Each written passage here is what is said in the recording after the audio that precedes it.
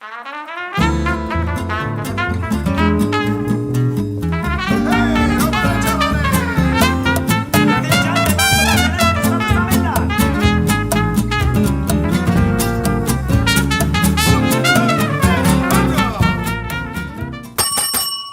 to Food Talk, where we talk about food, fishing, farming, all things East End and wine today. We got Roth, chief winemaker, the winemaker from Wolfer Estates, and we've got DamienO'Donnell, the executive chef at Harbor Bistro. Damien, thanks for coming on. Roman, thanks for being with us today. Thanks, Steve. Thanks for having us. So, Damien, we've known each other for about 10 years, and I apologize for not having you on the show earlier. One of the things we want to work on is getting Harbor Bistro open year-round, but that's...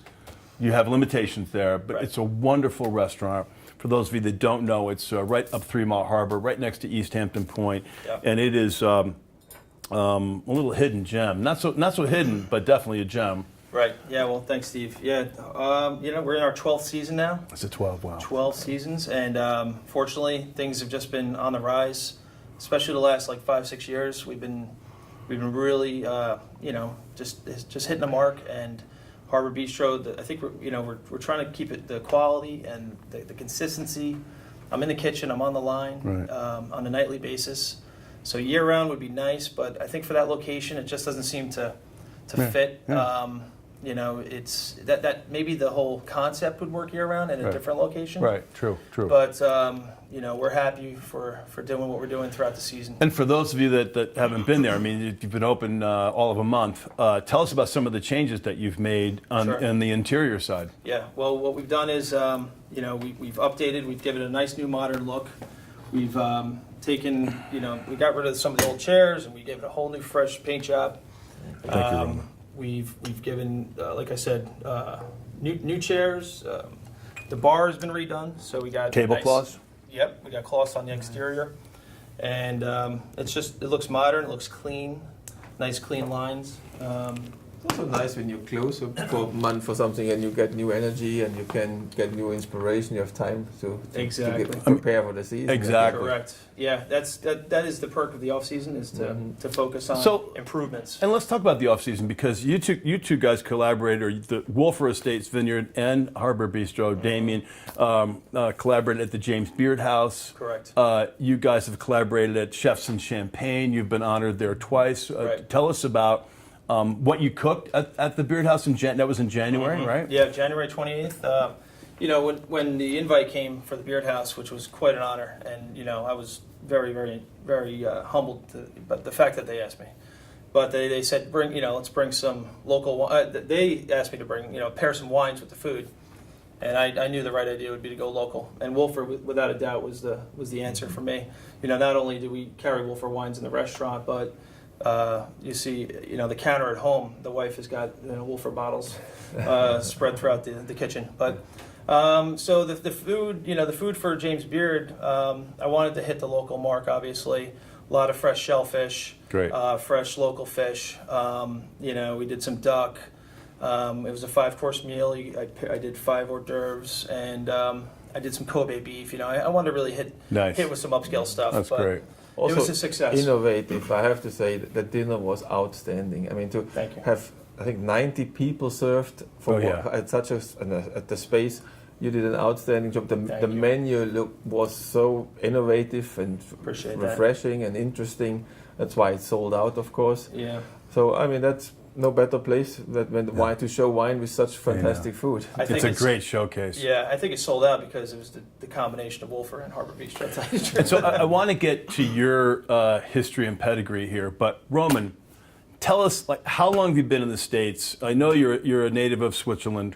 Germany. Germany? Are you really? I've been called worse, but... Oh, you've been called worse? Oh, well, I stand corrected. So tell us, where were you born in Germany, and how did you come to the States? I came in I thought this guy was Swiss. 1992. I'm very close to the Swiss border, like 45 minutes. Okay. In the southwest corner of Germany. I came in 1992, followed the call to be the winemaker for Christian Wolfer at the time, which was Sackpoint Vineyard. And it was a an interesting opportunity. Sure. Buy whatever you have to buy, do whatever you want to do, just make the best wine. He also said that Manhattan is half an hour away from here. That helped. And we came out, and well, 25 years later, this is my 26th harvest coming up. It's become home. It is such a beautiful region to grow grapes. It is such a wonderful area to live. Manhattan, 2 hours away, is a fantastic area of reach. So we really become home and established, when at the time people thought we were crazy to grow grapes. And now we can't make enough wine. It has what a great vision and dream has come true. Did you have any winemaking history in Germany before you came over? I started in 1982 with an apprenticeship at the Kaiserstuhl region, and then traveled, worked in California for a short time at Sainsbury Estate, worked in Australia at Rosemount Estate. Oh, wow. And to get away from Riesling and see new things. Right. And then I went back to Heidelberg to finish my journey years. You have to have 5 journey years, and then I finished my master degree and came to Long Island. And so when it comes to Wolfer wines, if you had to summarize which wines Wolfer is known for, that's one thing, and which wines do you think are tasting the best at Wolfer these days? Well, they all my children. Some are just smarter than the others, I guess. But I mean, we've certainly have become a cult wine with our rosé. Question. It has become something that any winery can be so proud of, and we're taking it serious and proud of. But we have our white horse, our reserve lines, and to have the quality and the consistency most important. That's, I think, another wonderful thing that I'm proud of, that the team that we have, because it's just not myself, is a fantastic team. Everybody is working to become a world-class winery, and that's a big goal. And it takes a lot of work and money and effort, and the owners, Mark and Joey, are with this whole idea and this plan. And so it's a fantastic combination. And now Wolfer has 2 restaurants, one in Sag Harbor, a new one in Amagansett. What involvement do you have at all, if at all, with the restaurants? The 2 restaurants are a milestone for this. We used to be this tiny little winery, and now we really have become, I think, the biggest winery in Long Island. Quality is always the focus, and now to have these extensions where a lot of people can experience local wine in a setting where there are 70% of the wines are local, not just 5% on the wine list. Right. And I think that's the key for year-round business. The more we can get this wine industry and this wine region going, that would be a big part. So I make the wine lists for the kitchens. So I'm responsible to make the 2 wine lists. Like at Amagansett, we have East Coast versus West Coast, so only American wines. Nice. Sag Harbor, we have international wines. Always, again, 70% is local. That's the most important part. So we'll keep our eye on the Amagansett store. That's going to be a good location over there. It's beautiful, and it's a milestone that the confidence in our brand has pushed us to push Mark and Joey and everybody, the team. That's great. To venture out. Well done. Well done. Now, you are known for being Roy Yamaguchi's chef in Baltimore. Did you run the tell us, straighten me out, because I've already got his nationality wrong. So I'm So I started in the city with Roy, and he was down by the Trade Center on Washington Street. Right. And after 9/11, things were down. Business was down.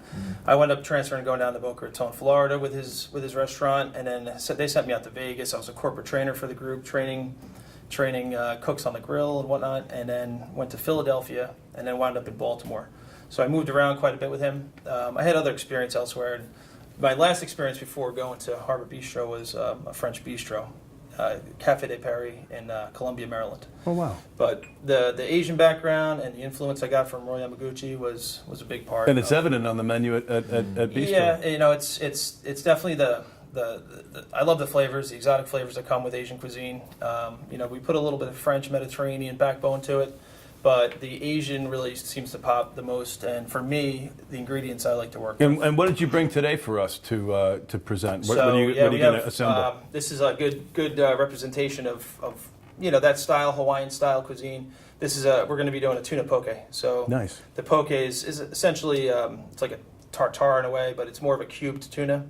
And you can, at that point, poke actually traditionally was street cart food in Hawaii. That usually they would use like the chain of the tuna and dice that up. Where at the restaurant, what we do is we use the nice, beautiful #1 the heart of the tuna, the eye. And we cube that up nice and tender, and you just put a little Asian flavor on it, a little bit of soy and some truffle. I use a little truffle oil, a little ginger juice, and then macadamia nuts, tomatoes, and we've had that on the menu since our opening season in 2006.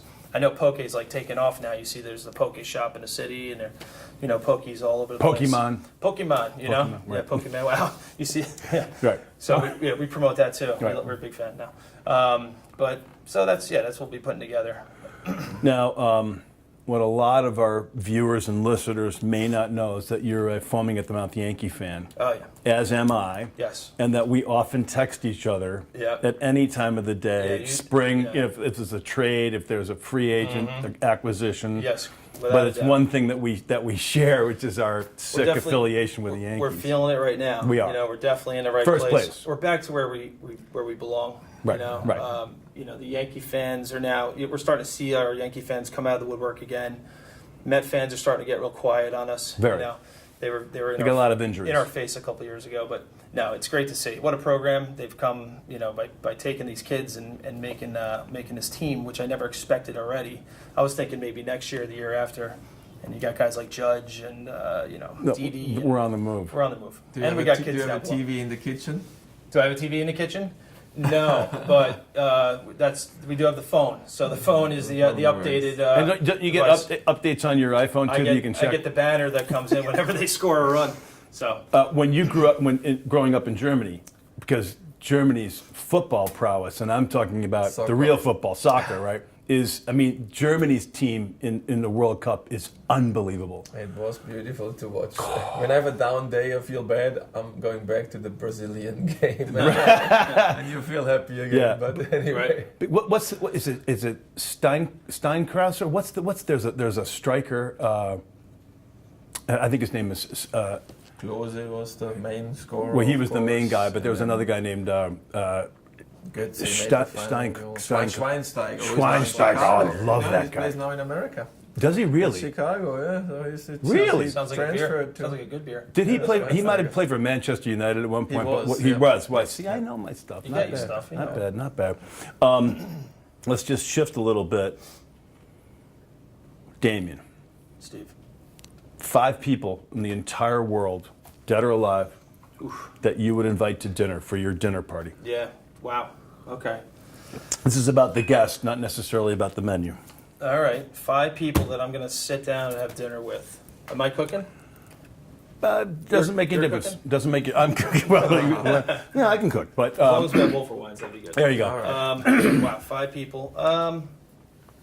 Being an avid Yankee fan, you got to go with the Bambino. Right. You got to throw it back to Babe. Babe Ruth. Would love to have seen what he was like in person. Right. The real. Better bring real a lot deal. of beer and hot dogs. Yeah. I'm sure we're gonna have a good time. All right, so Babe Ruth. Babe Ruth.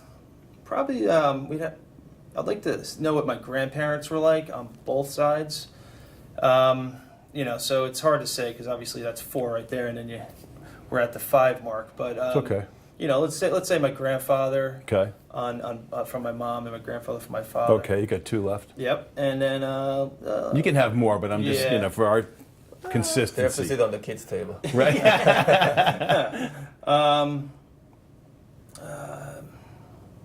So it's a toss up there, and I'd probably have to say I'd have to go with my family right now. Okay, My kids and my wife. Good. That's a good crew. That's a good crew. And the Babe. Yeah, and the Bambino, because the Bambino is going to be the attraction. He's going to bring the stories. That's right. That's and right. like the beer and the cigars. Right. So. He would probably like to be the center of attention. Yeah. Roman, what about you? We're putting you on the spot. I would say my wife first. Great. Obviously. Hopefully the kid sits on the lap, so it doesn't count. Good. Right. That's all right.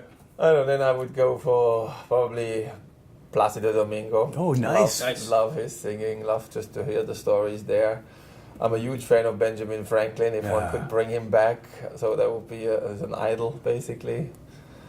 That's 3. Well, now it gets tricky. Who else would I invite? Probably Pope Francis is an amazing guy right now. Right. Not just to see what he's trying to change. And last not least, would be somebody interesting, Josephine Baker. Oh, wow. Good call. Oh, I love that's a good mix. That would be a party. That would be a party. That would be a party. Let's play a little food lovers companion roulette. I think my streak is now 17 in a row. I'm actually asking to get stumped, but so this is for you, Damien. All right, Steve-O, let's do it. Monstera. Monstera. Sounds like a cheese. Is that your final answer? Monstera. How about you, Roman? Monstera sounds from Italy, like a monastery, something, a Yeah. spice.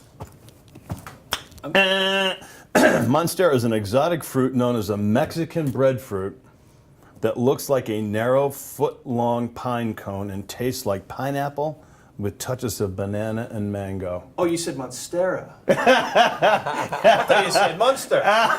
Right, it is Monstera. It is. Damien, Yes. let's eat. Want to eat? Hungry? Let's eat. Let's switch it up. And I'm going to bring out some glasses. The first flight. This is two flights. It's not even a flight. Crazy. We're going to crack the rosé. It's the summer in a bottle. This is what's... Summer in a bottle. It's just literally today we'll be bottling the last bottles of it, the last cases, and it just has become a amazing following. It's the packaging, of course, the wine I'm very proud of, and it's very versatile, especially now with the tuna and with the spices. It's got a great Damien is nose. using, I think Summer this in a will bottle is be perfect match. I can just It's see why this phenomenal. is just so drinkable. What's the alcohol content in this? This is 12.5. Yeah, So we it's pick nice this and a little light. later. We make different rosés. Right. So this we pick later, and then we're adding, in this case, 6% Gewürztraminer, which Oh, gives nice. this beautiful aroma of peaches, pears, of cantaloupe type of summer flavors. Oh, nice. As a result. And what vintage is this? This is the 16. This is the new 16. vintage. Great. Yep. The 15 is so good. And not only is the wine phenomenal, the bottle is I'm so going to attractive. make one little quick Thanks. edit because I just saw this Oh, yeah. little. Look at that, yeah, little seed there from the avocado. All right, so we got some nice number one tuna here that brought in right in Montauk. You know, obviously they have to go out and source it. They got to go out. You know, they're not fishing it locally, but they're bringing it in, and beautiful tuna here. We got some nice fresh avocado, fresh diced tomatoes. Okay, and what I like to do is this is a little seasoning. It's called furikake. And That should be one of my words. Furikake. I was hoping you were going to say furikake. I would have had it right here. There we go. But furikake is a seaweed seasoning, okay, that's used in a lot of Japanese cuisine. And I have a mix here of cilantro and onions, okay, and macadamia nuts, tomato. So we got a nice little crunch from the mac nuts. Nice. It's going to give a little nutty flavor, right? And this has been a big hit for us for several years, and I actually had a picture in the New York Times back in 2007 of our tuna poke. Nice. So what we want to do is, what I like to do Drink is martinis. Oh, no. drink martinis. presentation and, is everything. presentation, right? But so I got some hijiki seaweed salad here, which is it's a black seaweed salad. It's got lotus root in it and pickled peppers. Okay, a little sesame flavor, a little vinegar, and that's a nice little accompaniment with the poke. So we just, simply, base too. Yeah. yep, we just put a little bit of that right on top. And I know the martini glass is a little bit of a throwback, but you know No, what? it's nice People presentation. dig it. It's easy. Yeah. It's right there. It's easy Yeah, to no. eat. How colorful. Yeah, it's just. This is one of my favorite. This is like a snack for me in the restaurant I'll towards bet. the end of the night. Yeah, right. When it's like, okay, let's eat something finally. Mhm. I'll put it over some rice even. But then I have a little bit of an aioli here, which is it's a mayonnaise. It's a garlic mayonnaise that has ginger inside of it and a little bit of spice, sriracha. Okay, and then what I do is I top it off. I top off the poke with some tobiko caviar. So we get a nice little pop from the tobiko. All right, and it pairs really well together. And then I just lots of times I'll use like plantain chips, but you want a little crunch. You want a little something that you can lay the tuna on. Mm-hmm. And I got some blue corn chips here that we cooked at the restaurant, Oh, that's nice. and that's it. That's a nice presentation. Well and done. You can even take a little bit of that, put that on top. And how many of these will you sell on a, let's say, a slamming Saturday night? A slamming night, we're probably looking at about 30 to 40 of them. Wow. Yeah, they fly. And it's the nice thing about that is it's not one of those cooking processes. It's actually something we can get out of the kitchen fairly simple because it is, it's raw. And so of course the rosé would go very, very well with this. I mean, the rosé would go well with anything. Yeah. But you also brought a I brought Chardonnay. also our Pinot Noir, Oh, nice. which is something a specialty. We make like 400 cases of this wine, so it's quite limited. And what's nice about this is, again, it is with the tuna or with the stronger. That's what I like about your cooking, that you're using flavors and spices that are interesting and give a texture. And this is all about texture, this wine. It's Pinot Noir is fruity, it's forward, it's not as heavy as a Cabernet Sauvignon, let's say.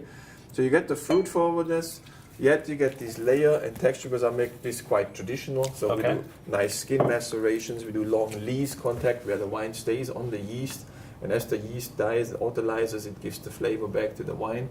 And so you have this lovely combination of fruitiness and texture that I think will be really nice with the mayo already there. so versatile too, right? Yeah, versatile. And what a lot of people may not understand is that Pinot Noir is an extraordinarily versatile wine and can be oftentimes paired with fish. Yes. And paired with a poke. And especially the wines from Long Island with the sea breeze, we have this liveliness and esprit and elegance in our wines that are very different to hot climate wines.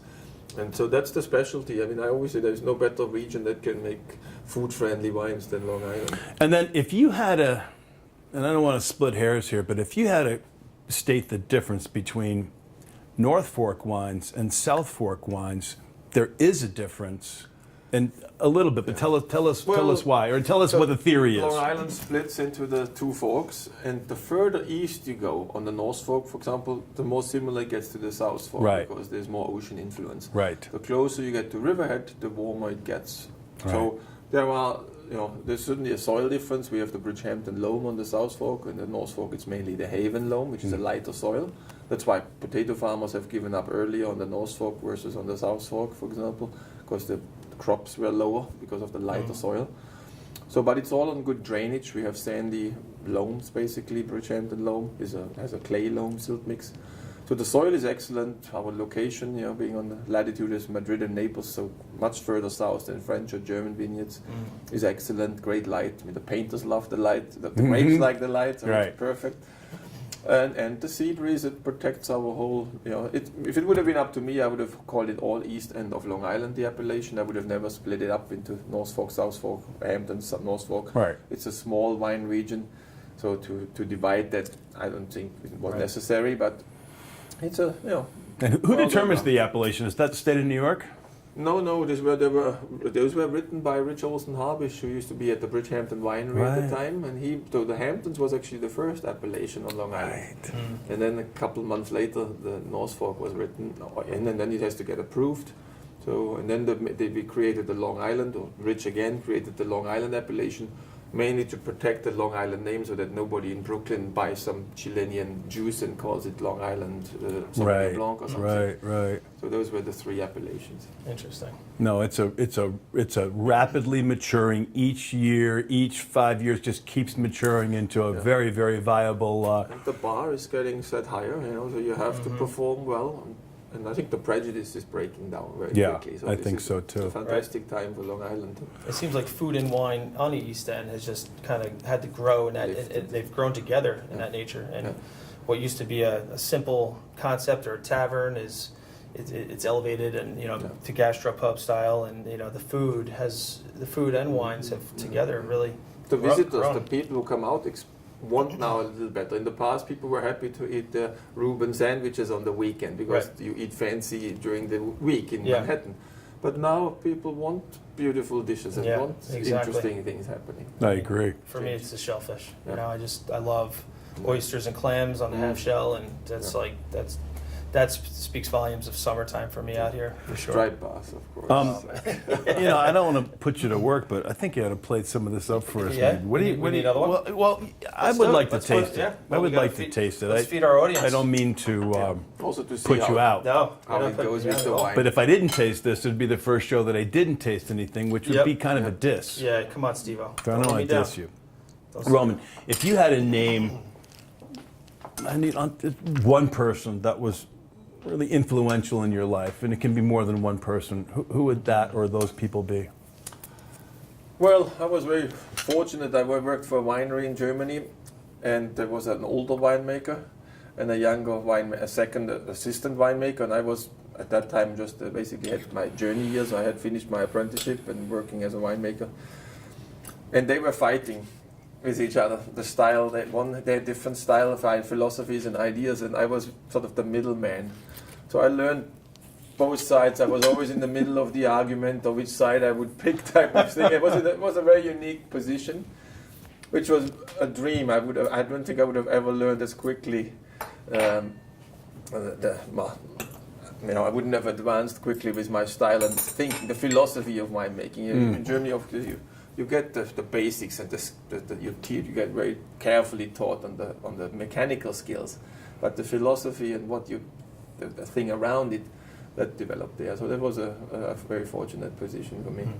Damien, what about yourself? Who would be your influencer? I'm just going to dive in here. My life influence, culinary aside, would have to be my mother. Mm-hmm. She for Mom. sure set me in the right direction, and She was a chef cooking. She cooked at home. She cooked at home every night. There was a home cooked meal on the table. It's delicious. And something that nowadays it's kind of fallen by the wayside a little bit.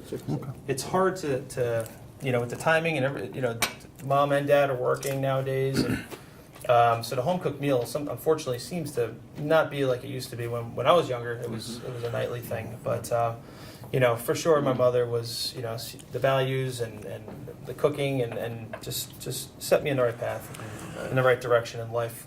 And so we know your mother is going to be one of your influencers, but who else do you got? As far as probably in the cooking aspect, it would definitely be Roy Yamaguchi.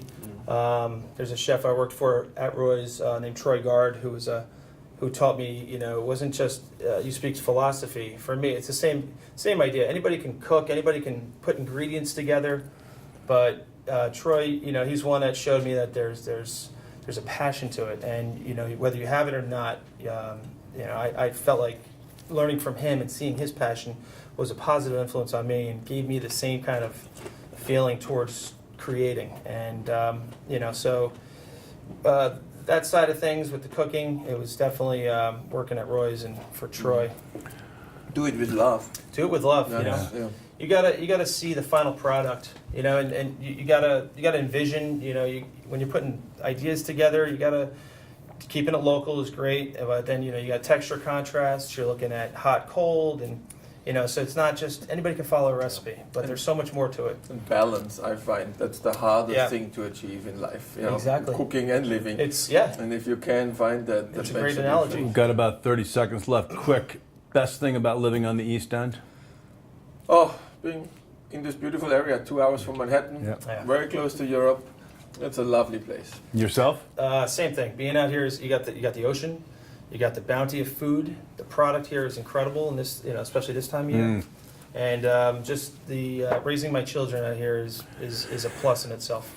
It's a great place to raise kids. I just want to thank you both for coming on. It's a wonderful show. In fact, I could say that.